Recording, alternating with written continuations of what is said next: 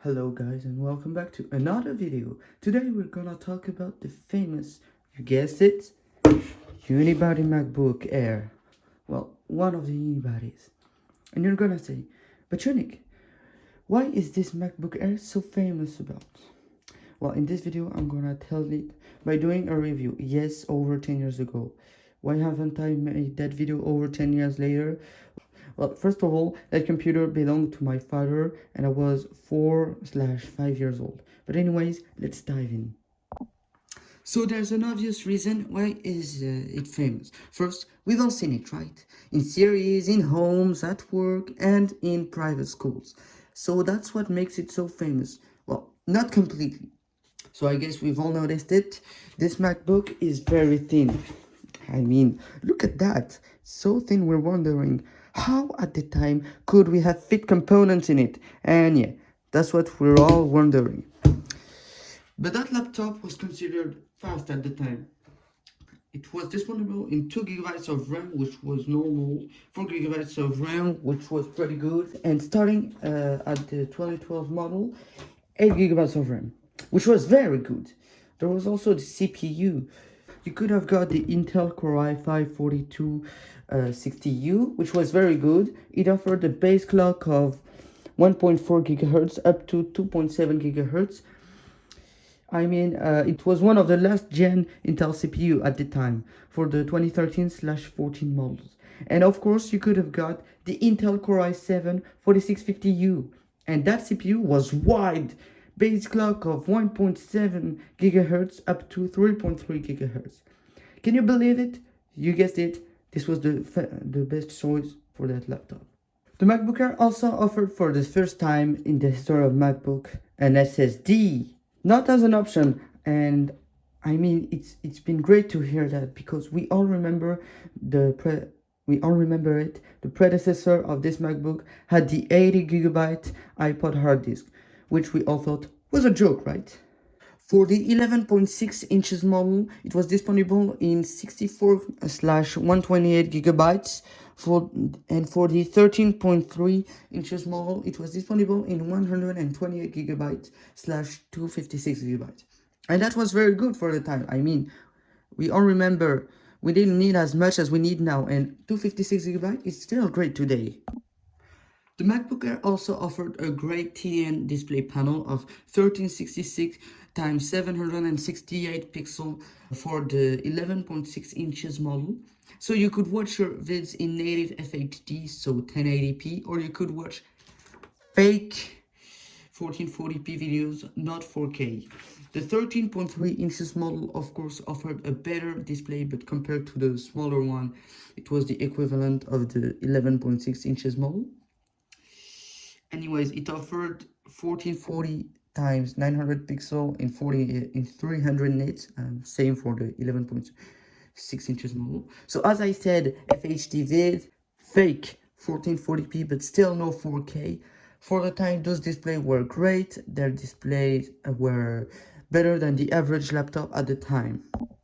We also have not to forget the battery life. For the 11.6 inches model, the battery life was up to 5 hours. Personally, with mine, it's now about 50 minutes to 1 hour and 10 minutes. But I mean, it's 11 years old, so it's forgivable. For the 13.3 inches model, the battery life was up to 7 hours. What a battery, you would say. Talking about the battery, how would you recharge it? With the MagSafe, of course. We all love it. As it says, it's safe and great. You wouldn't have to look up the screen to see how many percent remaining, especially when you're in full screen. Nah, Apple wondered. That's old school. Just check out the MagSafe if it's green or orange. And that's so useful. Remember earlier when I said that this MacBook was very thin? Well, let's talk about it. The heights of the two MacBooks are the same. The back height is only 1.7 centimeters, which is still today impressive. And the front height is about 0.3 centimeters. That's just wild. That's what makes it an ultra portable laptop. Unfortunately, the very loved MacBook Air was only disponible in silver gray. So, and I tell you, each price of the MacBooks, there was 16 possibilities. The 11.6 inches model.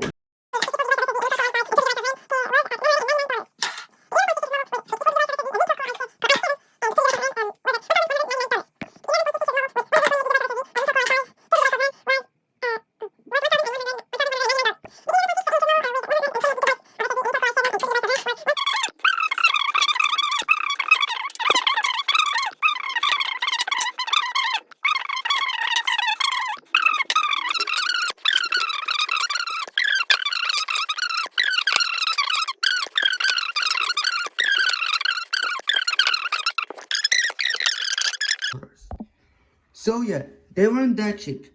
Again, the 8 GB models started in 2012, but anyways, I think a lot of them were worth it. Anyways, do I think we can still use this Mac today? Well, it depends on the model. Obviously, the 2 GB model are dead end. The 4 GB are okay, but only if you got an 128 GB SSD and replace the battery. And for the 8 GB model, they are all great. So thank you guys for watching.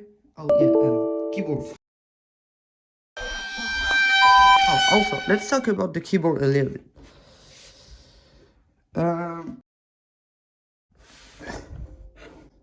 What the?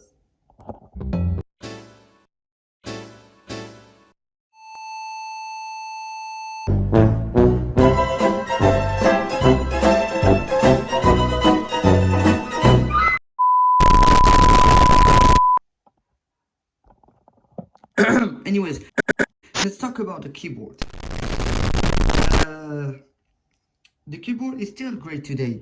Of course, it would be better new, but it's acceptable. Let's see how it performs. Yes, the keyboard is still great today. So, yes. So, yeah.